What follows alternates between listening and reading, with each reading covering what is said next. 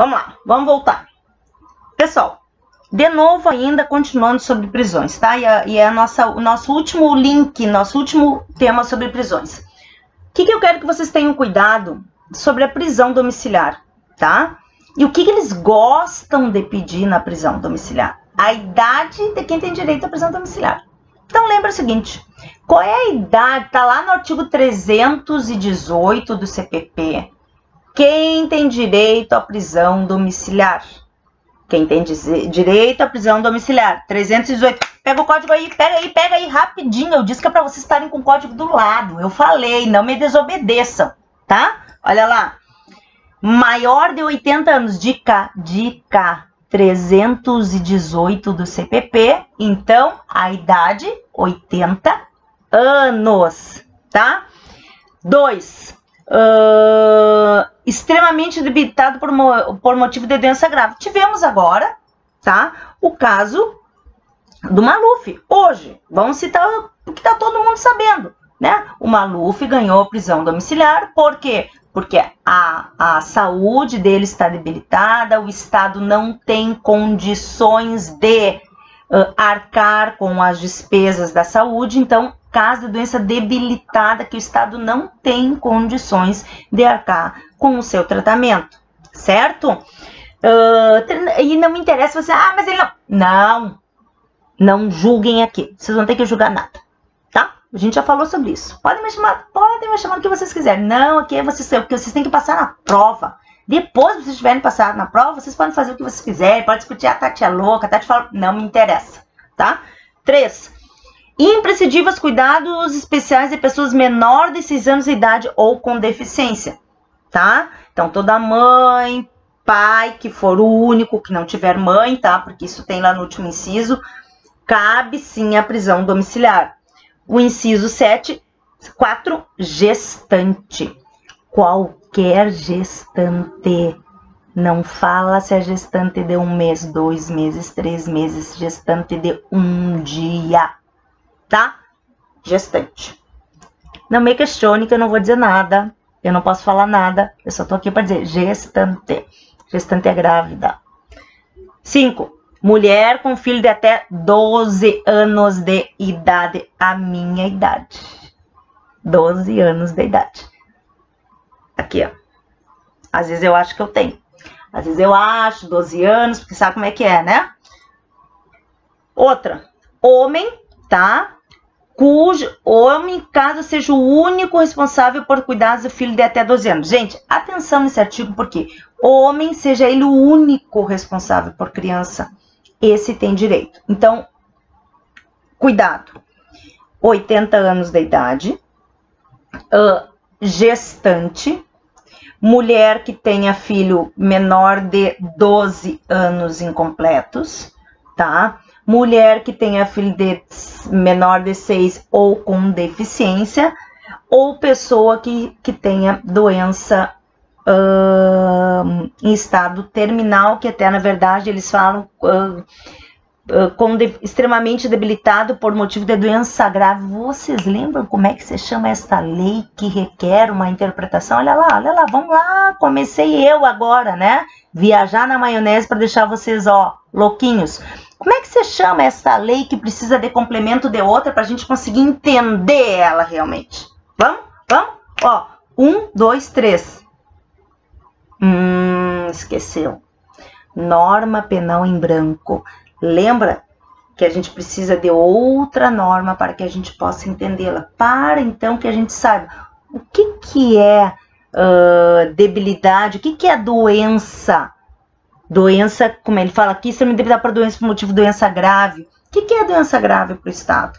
Mas para a prova da OAB, eles não vão questionar vocês sobre isso, então vocês não precisam saber. Só saibam que isso é uma norma penal em branco, sim, e que precisa de complemento para que a gente consiga saber, tá? E também tem as medidas cautelares que estão lá no artigo 319, gente, do CPP, que são aquelas que podem ser aplicadas. Uma questão que caiu na prova, que perguntava assim, ó, se podem ser acumuladas a prisão domiciliar ou com monitoramento eletrônico, né, que são as medidas cautelares, podem sim, tá? Podem ser cumulada a prisão domiciliar e pode ser cumulada, sim, as medidas cautelares. Nunca esqueçam que muitas vezes essas medidas cautelares, a pessoa que foi beneficiada, o réu que foi beneficiado, ela tem que ir durante toda a semana lá prestar compromisso no fórum. Prisão domiciliar, gente, é domiciliar, é dentro de casa. Só tem autorização para sair se o juiz assim autorizar, tá? Deixa eu pegar aqui o código para não esquecer nada.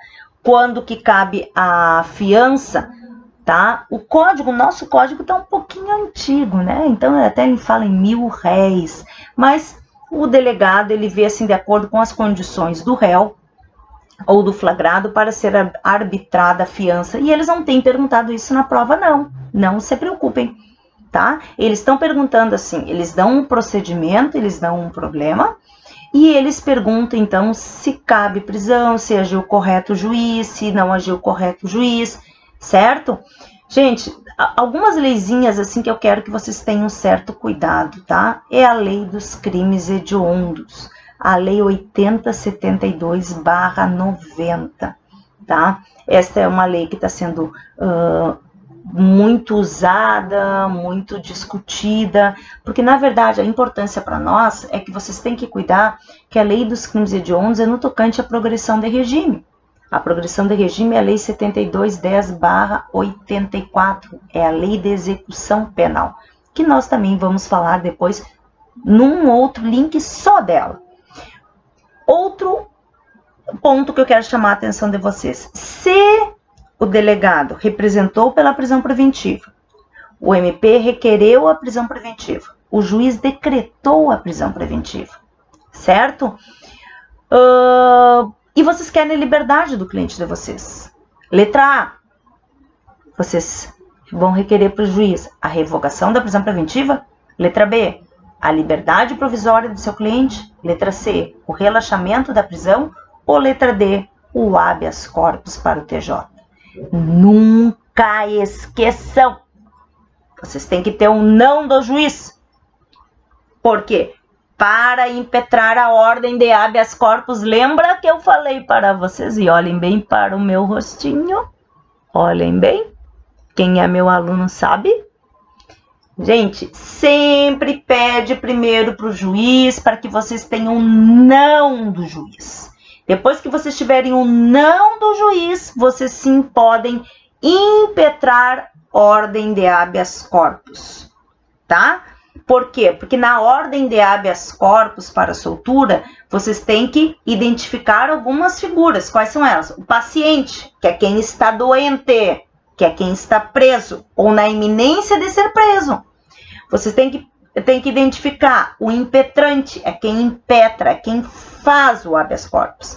A autoridade coatora é quem te disse não. Então, lembrem disto sempre. Vocês podem impetrar ordem de habeas corpus se vocês não tiverem um não do juiz, tá? Depois, sim, sempre para a autoridade coatora, tá? Para que vocês, então, peçam a revogação da prisão preventiva, porque o juiz de primeiro grau não quis soltar. Lembra que eu conto para vocês na aula seguinte? Tem juízes que dizem assim, doutora, a assessora já impetrou habeas lá no tribunal e o tribunal resolveu não soltar, por que eu, juiz, vou soltar?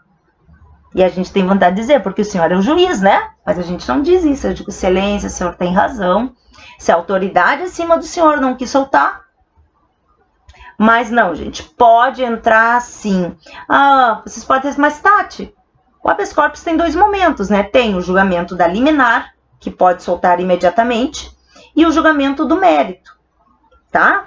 Julgamento da liminar é aquele que em 24 horas se decide. E o julgamento do mérito é quando se analisa o mérito, atenção, o mérito do fundamento da prisão, e não o mérito do processo. Analisa-se se a prisão é legal, se a prisão é ilegal, se o paciente realmente precisa ficar preso. E por fim, não esqueça, existem dois tipos de habeas. O habeas preventivo, que é o habeas que está na moda agora, que é aquele que o cidadão fica com o salvo-conduto, que ninguém pode prender, e o habeas corpus liberatório, que é aquele em que a pessoa então sai ser concedida a ordem com um alvará de soltura. Quantos habeas eu posso entrar durante o processo, Tati? Quantos tu quiser, desde que o objeto mude. E para finalizar, eu conto um exemplinho para que vocês não esqueçam. Eu uma vez entrei com vários habeas do mesmo processo. Por quê? Porque eu entrei por excesso de prazo. Um dia era 90 dias. No outro dia, já mudou o objeto, 91 dias.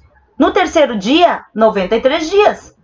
O desembargador me disse, doutora, a senhora é muito chata. Maior elogio que eu já recebi na minha vida e como eu fiquei feliz. O melhor elogio para o advogado é ser chamado de chato. Isto que é bom. Daí vocês podem dizer, tu tá louca, né? Tu bebeu. Não, gente. Se nós não formos chatos, se nós não formos incisivos, a gente não consegue as coisas. Assim como vocês. Vocês vão passar nessa prova da ordem, porque vocês são chatos. Vocês são chatos porque vocês sabem a matéria e vocês vão passar na prova da ordem. Vocês acham que vocês não sabem, mas eu sei que vocês sabem. Tá? Então, um beijo no coração de vocês e até daqui um pouco. Já tô de volta.